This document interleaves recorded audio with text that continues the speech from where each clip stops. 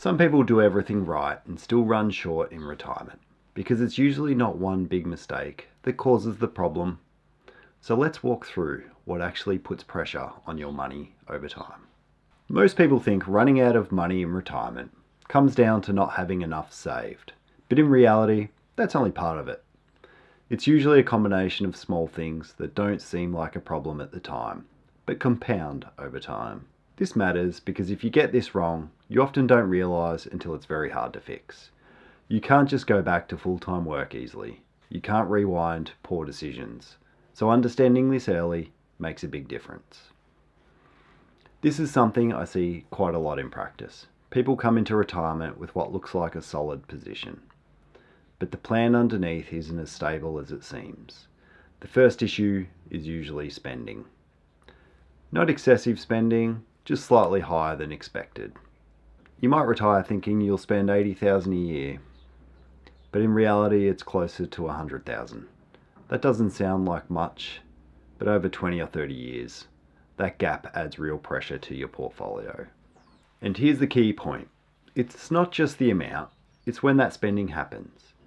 If more of it happens early in retirement, when your balance is still exposed to market movements, that increases the risk significantly. This is where it becomes important, because markets don't move in a straight line. If you're drawing income while markets are down, you're selling assets at a lower value. That's what starts to create longer-term problems.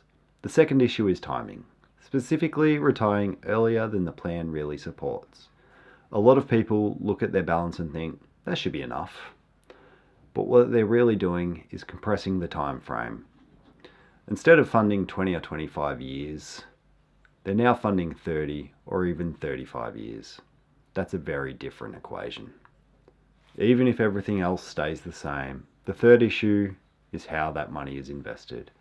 If your portfolio is too conservative, it might feel safer, but it may not grow enough to support long-term withdrawals. On the other hand, if it's too aggressive, you can get hit harder in downturns while you're drawing income. So it's not just about risk, it's about matching the investment approach to the job it needs to do. And this is where most people don't get it quite right. They either focus too much on avoiding volatility, or they underestimate how long the money needs to last. Now, let's bring this together. Running out of money in retirement is rarely caused by one obvious mistake. It's usually a combination of slightly higher spending, retiring a bit earlier than planned, and an investment strategy that doesn't quite fit.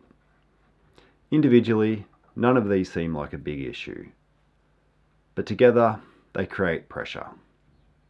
And that pressure builds slowly until it becomes very hard to adjust. So what should you actually be thinking about?